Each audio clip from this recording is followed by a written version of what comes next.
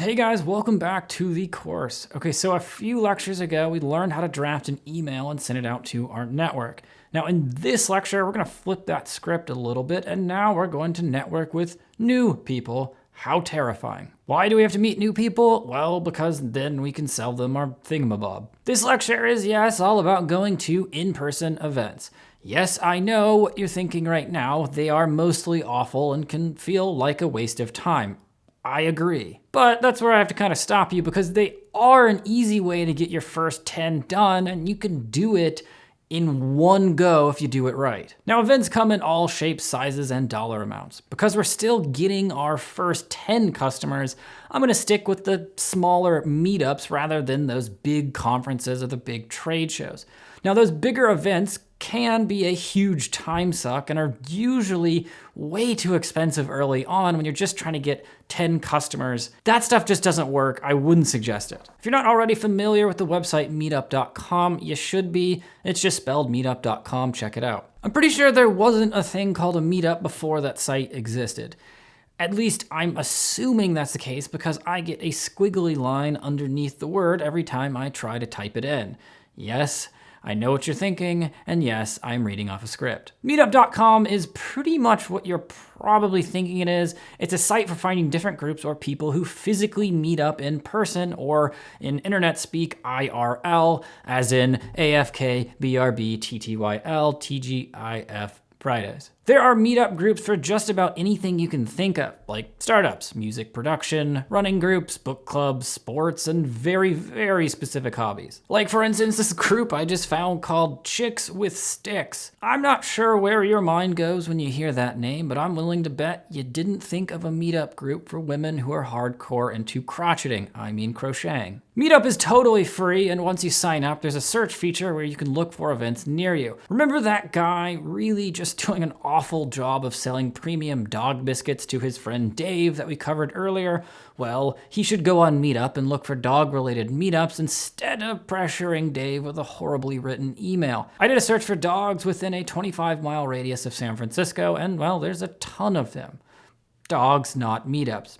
Focus. Like for instance, this group, Everyone Loves a Corgi in San Francisco group. Sure, except for the 1,408 members of the San Francisco French Bulldog meetup.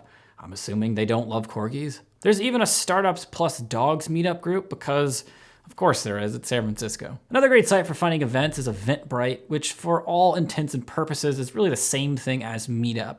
You can search for stuff within a certain area, similar to Meetup, although the stuff on Eventbrite tends to be more like organized events where they're selling tickets. I've even seen some meetup groups that end up selling tickets to their meetups on Eventbrite. It will probably take you a little bit longer to find your people on Eventbrite, but it's worth checking out and at least giving it a search because you can filter it down by the category really easily and even by the type of event if you know you prefer one over the other. Okay, so go explore both Meetup and Eventbrite for a little while, and you're bound to find something relevant to your business in some area or city that's close enough. Remember, you're not searching for events within the same industry necessarily. You're looking for groups of people that fit your target customer category. That category we established way back when in like section 2. Now, I know the idea of going to an event and talking to random strangers probably sounds absolutely terrifying to a lot of you. So we're gonna talk a little bit, and I'm gonna give you a couple ways to strike up conversations at these events without really having to think about it. It might be easier at something like a corgi meetup, since I'm guessing all they talk about is their corgis. But if they're going to, say, a business-related meetup, it's gonna be a little bit different. Corgi meetups are obviously just a little bit easier, especially if you're selling dog biscuits like our misguided email master.